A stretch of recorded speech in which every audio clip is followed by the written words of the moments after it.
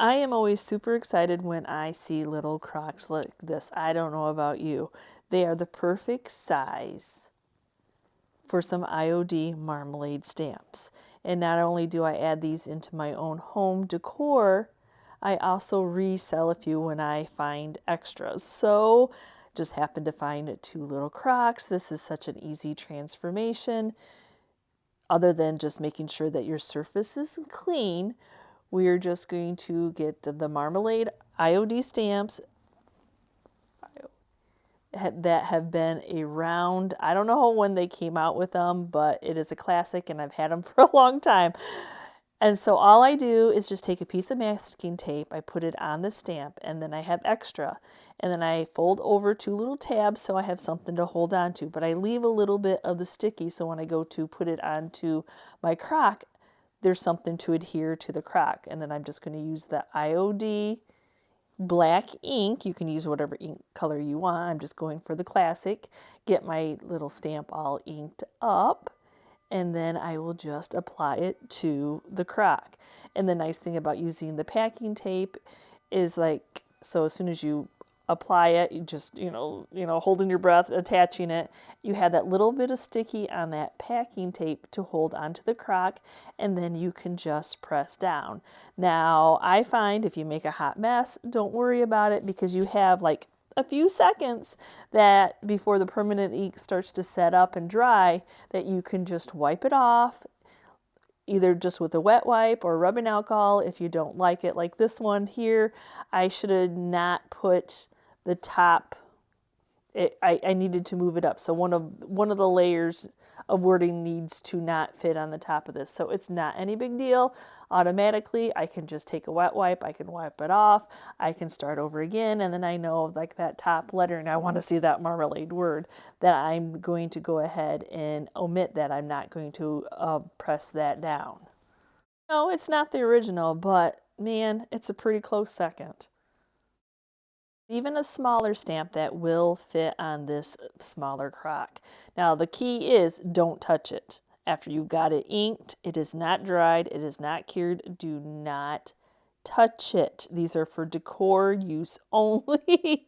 And I find that once the ink's on there, I've like immersed mine in water and I've never had any problem. The whole thing is about the cure time, the dry time of it setting up. So, I mean, since you didn't have it barely there for a few seconds, it was easy to wipe off and start over again because the crocks are glossy and sealed, but the longer you let it sit on there, the longer it becomes permanent. But look at how that one fits on here perfectly.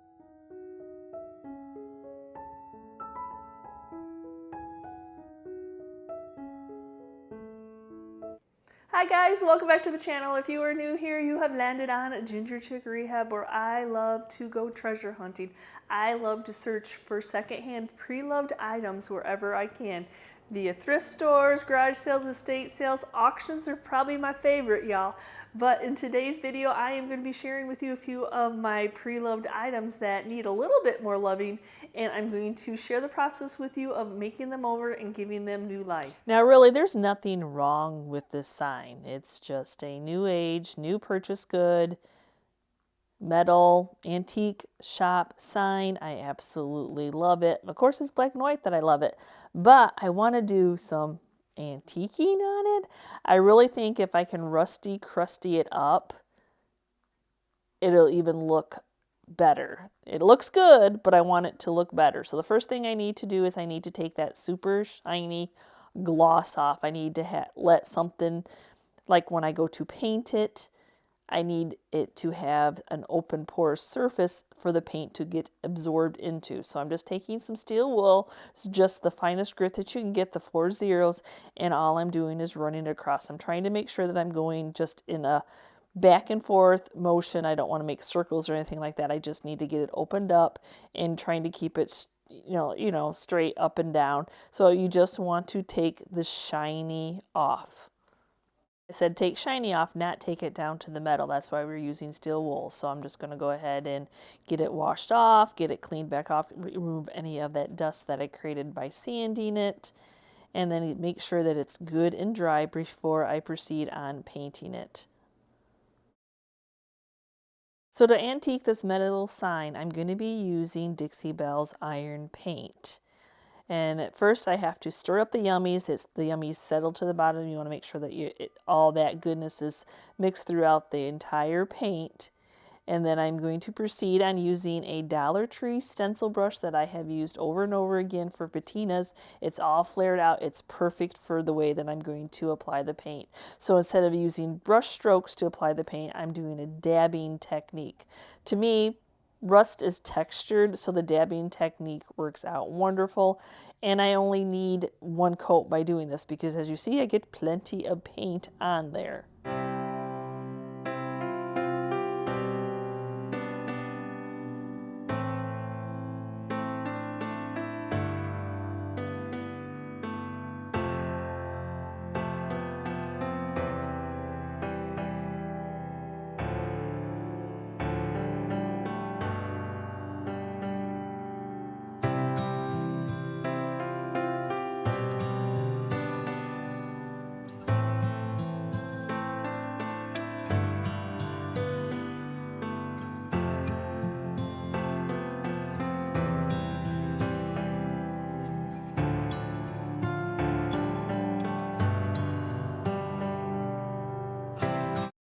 And as soon as I get all my paint on, I do not let it dry. I go right into my spray room and I'm putting some green Patina Dixie Belle spray. This is what's going to make it that rusty, yummy color. So I'm just going to mist it on and let it do its magic because it is magical. And then I forgot to go back and film when it was like 15 minutes and an hour. But this is a few hours later and I said it is magical.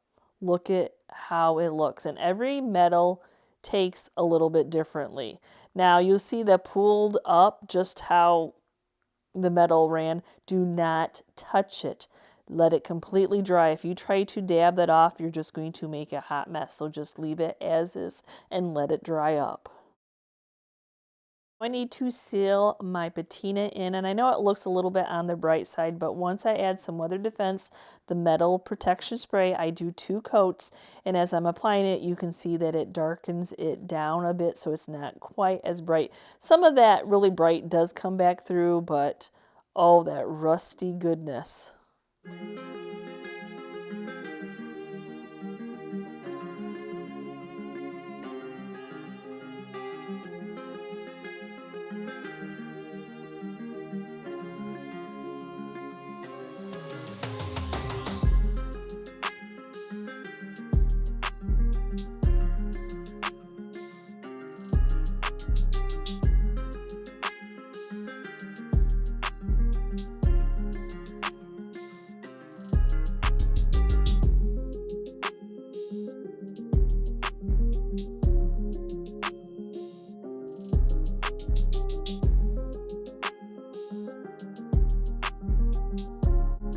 Kind of like the crocs, sometimes the pre-loved items change is just about a color change. Somebody could have been changing out their decor and the blue no longer works. So I am more of a classic type of color person. And when I think of metal, a lot of metal like this, I think of a cast iron look and how beautiful this piece would be in black. So I'm just going to take it to my spray room. I have some Rust-Oleum enamel paint. So this is wonderful because it's basically your paint, primer, and top coat all in one. It's a 15-minute dry time. That means dry to the touch. Does not mean cured. Dry time, there's a difference. You know, cure is like if you go to scratch on it, it's not going to come off. Dry is just going to touch it, but if you scratch at it, it's going to come off. So 2 different things. So when it comes to spraying an item, I usually like to start from the bottom and try to get all those different angles that I can first. And I usually like to give it a good hour before flipping it over and giving it a different angle to get those spots that have not been painted a coat of paint. And I always try to make sure that I thoroughly shake my container, spritz it off to the side to make sure that it is doing a nice spray, that it's not like spitting at the object.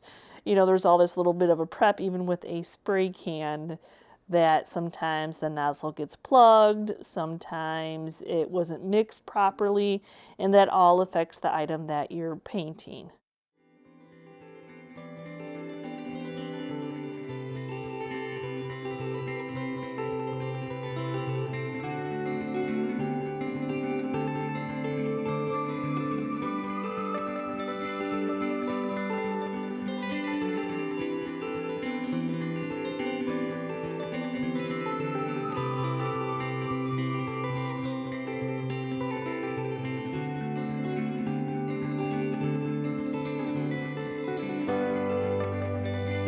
So now my next pre-loved item is so super cute. Oh my goodness, how cute is little pig on rocking.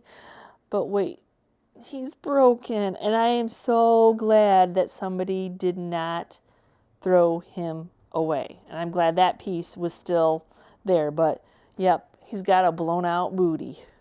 So I have that piece, but of course I don't have the other pieces, but that's fine.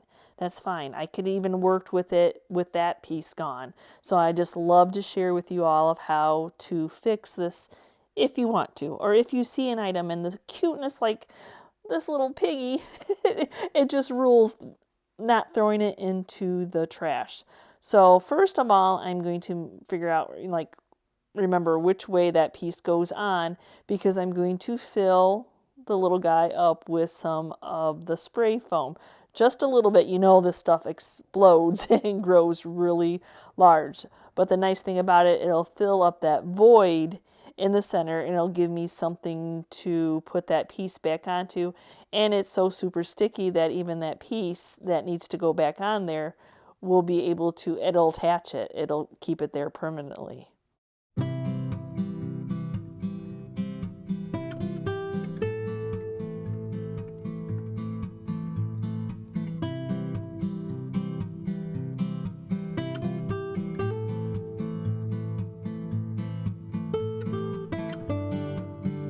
Did have to stick a piece of tape on the spots, because the broken off piece, because as the foam expanded and dried and cured, it was pushing that piece out. And as it kind of like would come out the back end while it was still soft, I would just scrape it off with a popsicle stick. Now once the foam was set, I'm just going to remove the tape. I'm going to take an X-Acto knife and cut off any of that excess foam. So I could leave that as is and work with it, but I want a harder surface. So I'm going to mix up just a little bit of the wood filler Bondo. Love this stuff because it is rock solid once it cures. So you mix up a little bit of the brown wood filler with a little bit of the hardening blue paste. And then as soon as you get it mixed up, you need to start working with it, because within like 10-15 minutes, it becomes pretty darn hard. And I only needed just a little bit to fill up his booty. I also want to go through and find where the crackage was, where the pieces came apart, and make sure that I fill those in too. So now that is completely cured, and I actually let it sit overnight and was a little bit worried that it was going to be too hard to sand. Sometimes you just can't get to all the same projects in the same day. So I just have some coarse sandpaper. I think I have a 150, and I'm just trying to smooth down. I tried to, when I was applying the Bondo itself, I tried to get it as smooth as possible, but it cures so fast that sometimes it is a little bit on the lumpy side. But happily, with the 150, it seems to be sanding down.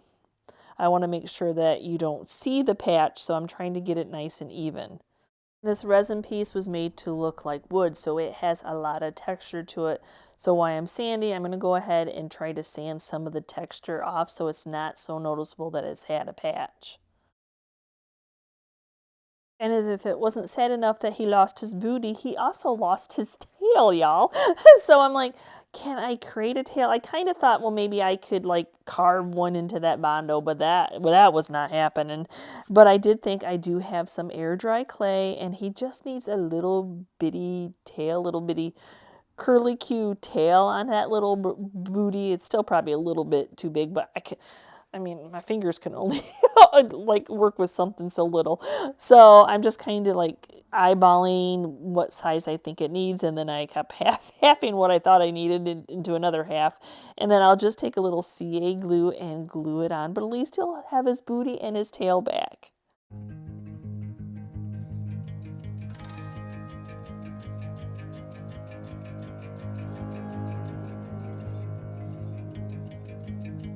So I did add a little bit of extra of the CA glue, and I'm kind of just feathering it out. I don't want the tail to come off, and also the CA glue is going to help seal it in, and I don't want it to be noticeable that I put a new tail on him. So I'm still trying to decide what color I want him to be. I know that I need to shellac where the Bondo is. I need to even out their porosity. So why I'm still thinking, I'm going to go ahead and tape off the metal. I think the metal is a gorgeous color. It almost has an antique-y kind of look to it, so there's no reason to paint it.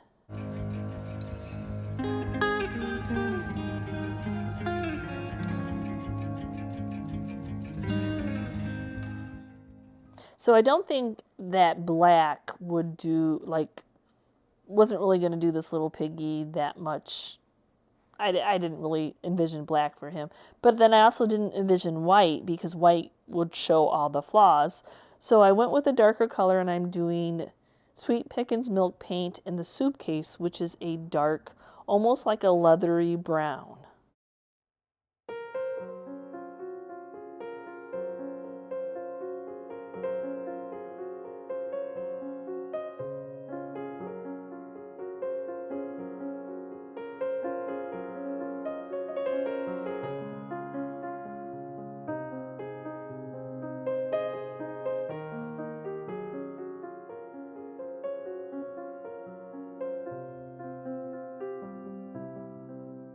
I don't know about you, but I cannot believe how well that patch job turned out. I'm patting myself on the back. So I want to add some texture to this paint. It's really pretty color. Suitcase is a very pretty color. As browns go, it's very pretty. So I'm using some of the liming wax from Fusions, and I'm just going to add a lot of like different shades to this, trying to make some, because I sanded a lot of the textures smooth, but I want to see if I can pop out some of the details. So I've never really used the liming wax too much, so I didn't want it to be like a complete coverage, so I'm going to wax on and then wipe off the excess. But it's not quite there yet. It's not the look that I'm looking for. So now I'm going to try some of the Fusions Aging Wax, which is a little bit darker brown. As I said, you just keep working on a project till you love it. So if you have to add more paint, you have to add more wax, you just do it until you love it. And you know when you know. Couldn't even see the aging wax whatsoever. So now I'm trying the Finnabar ones. I've got the rust out in the brown. I don't know. Because I already have that liming wax on there that's not cured. I'm sure I'm just kind of blending them in, but I'll just keep playing until I'm happy.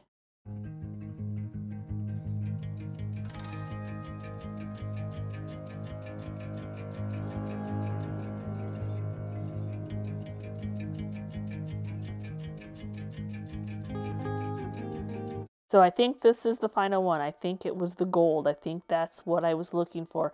I was trying to find something to match, to bring in the color that was on the bottom metal, the rocking part, and I think it was gold I was looking for. My eye was seeing rust, but I really think it was the gold. So just dry brushing it on, letting it hit the little piggy here and there.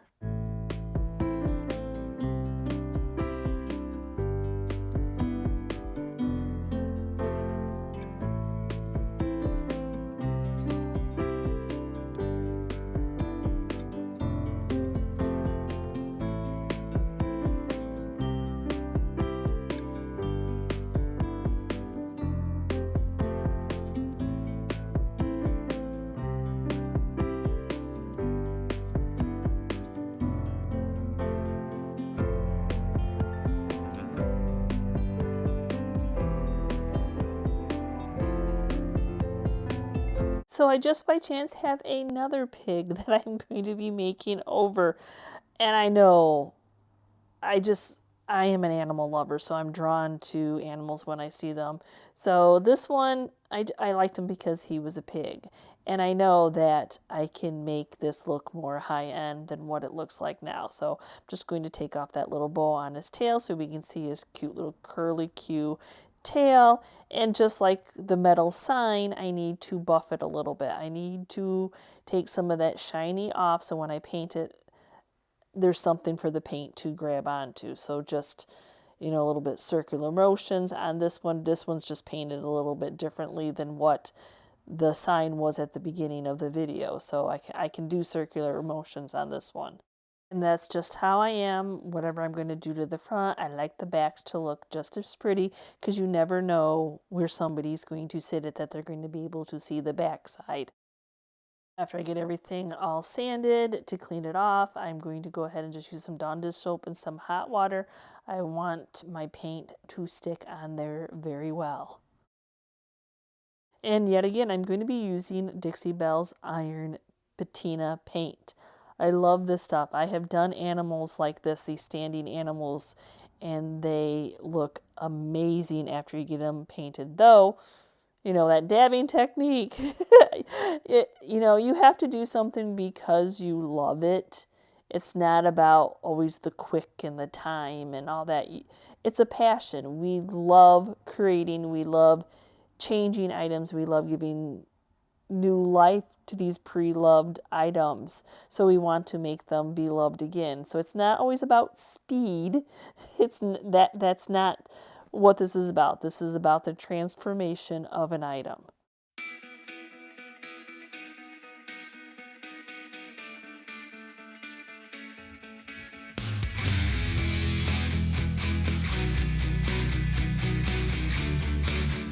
Now we do have to tackle this one a little bit differently. I need to just do light mist, not as heavy of a mist that I did like on the sign because that was laying flat.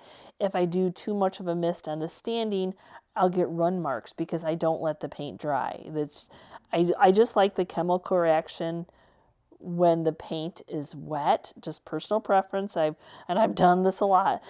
So yeah, so we're just going to lightly mist. I can go back in within 15 minutes and mist again if I feel like it needs more.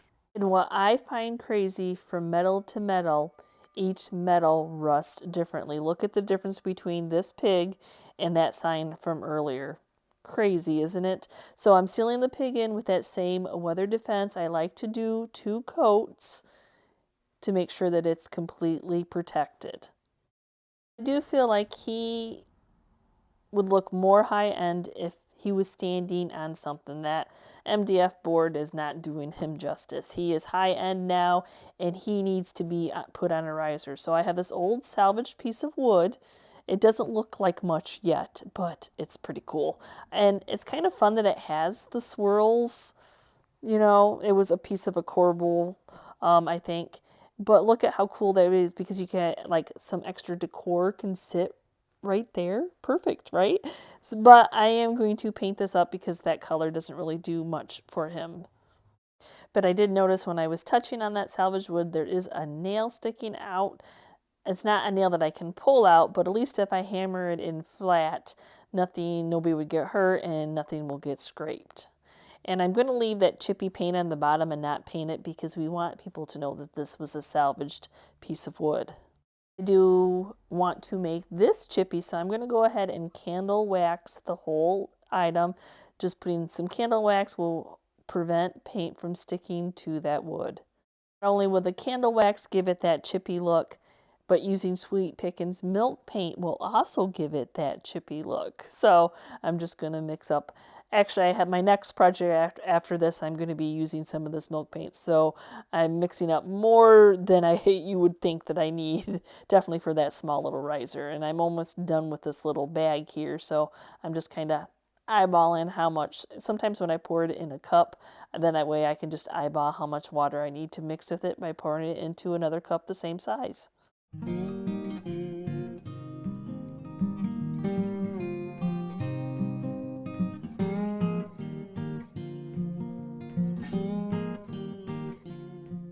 So I felt like I my paint was a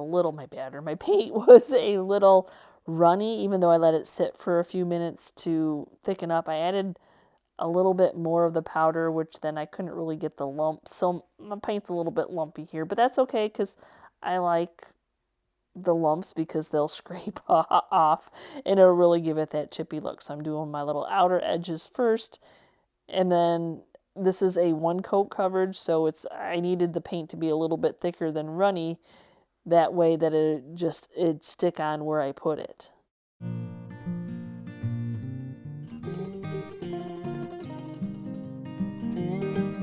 So I just set it off to the side and let it dry, because if you add heat to it, you're going to melt that wax, and I don't know what that would create. So after it's all dry, I'm just taking a scraping tool, like a little spackling spatula, to chip off and scrape off that paint.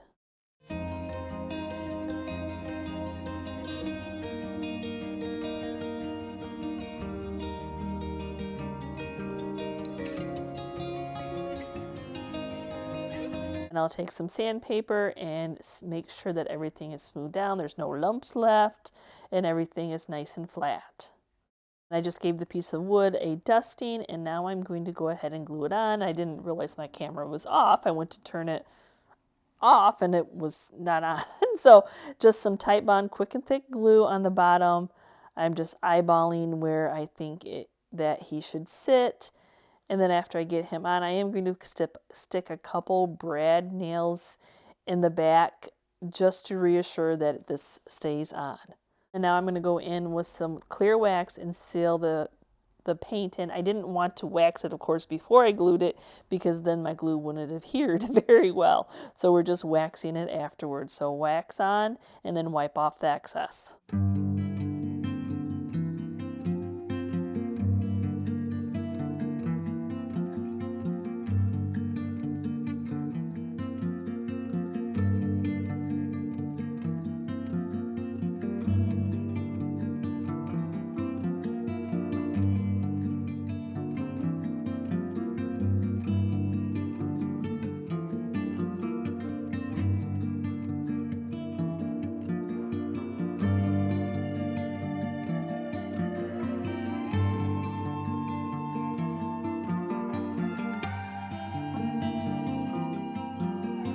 So can I tell you how excited I was to run across some candlesticks?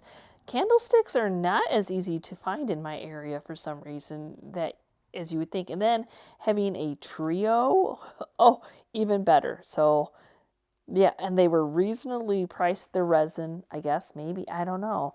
Maybe the color, I don't know. I was happy because I was going to change the color out anyway. So the first thing I'm going to do is get all these tags that were on there removed.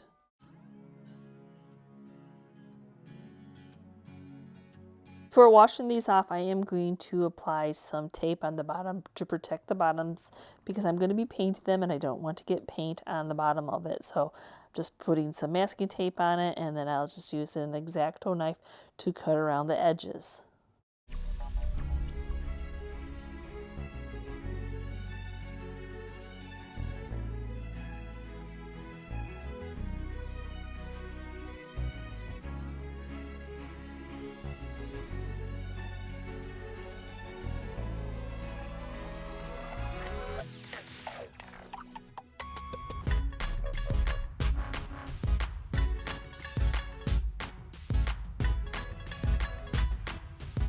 Now that I have them washed off, I want to make sure that they are good and dry, because I want to keep on working and I don't really want to wait for them just to air dry, because I want to glue on a wood round on the top of them to make them more of a riser than just a candlestick holder.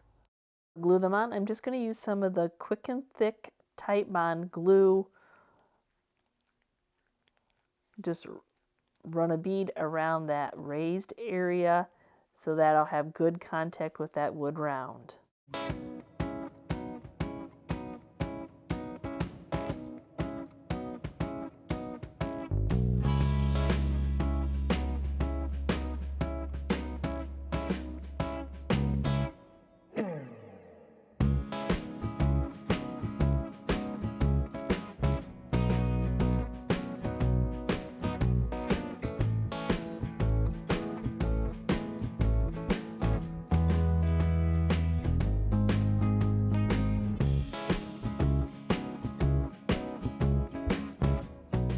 So if you're wondering why I put them on a Lazy Susan, because while they are drying with the glue, I'm going to proceed on giving them a coat of Slick Stick.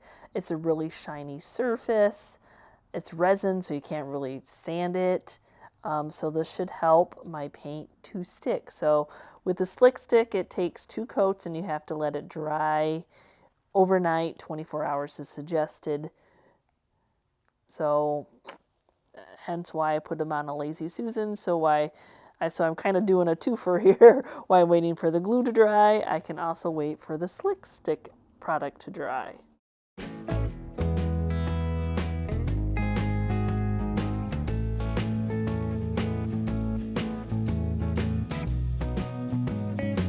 When it comes to applying my second coat of the Slick Stick, I'm going to flip them over. The tops are dry. The wood rounds are dried on there now. The wood rounds that I use are from Hobby Lobby, but they're in the unfinished wood section, and it's a coaster set of 4 that comes in a little container. I just like this size. But when I flip them right side up, then I can see all those places that I missed with that first coat. And I am going to go ahead, and I'm not leaving the wood natural on these. I'm going to go ahead and paint those up with the Slick Stick also.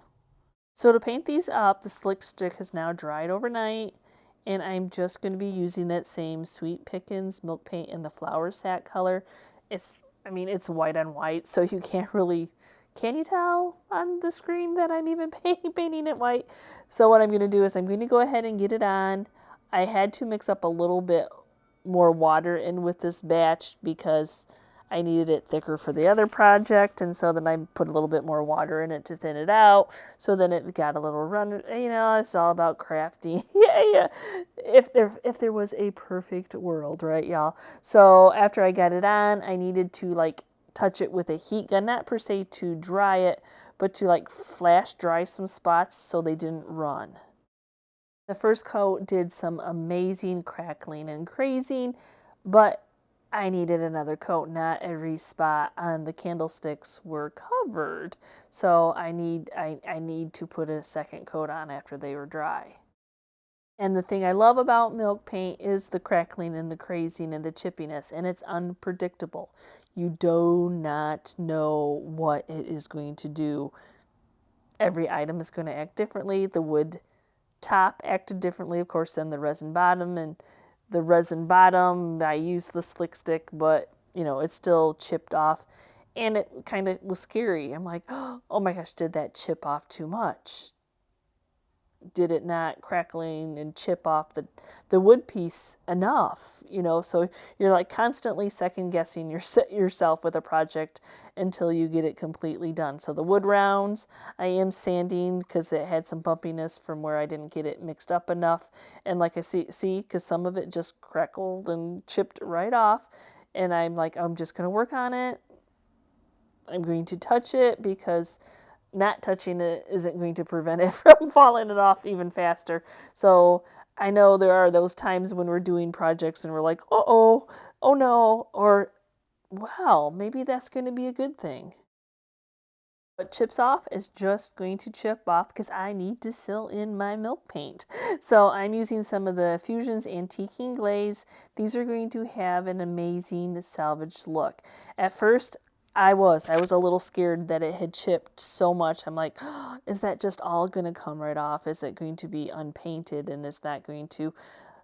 It'll be fine. You're so quick sometimes to be such downers when we're doing projects and think that everything is a fail because your mind, you didn't know it was going to chip off so much, and instead of just working with what you have and then seeing what it can become. That's the way I was looking at it. I've already painted it. It's got 4 coats of paint on it. So I'm not wasting this. I'm just going to keep on working on the project, put this Antiquing Glaze on. I'm not trying to be careful at all. I'm just applying it because next step is I'm going to take some of the natural wax on a rag and I'm going to rub it off and blend this all in. If you don't think that's scary, we'll see if the paint survives or not. And actually, I'm loving it. I was second guessing myself at first, but it has that salvaged look, just like that chippy wood salvage piece I did for the pig's riser. I wanted it to be chippy and I wanted the paint to chip off. These are turning out gorgeous, absolutely gorgeous.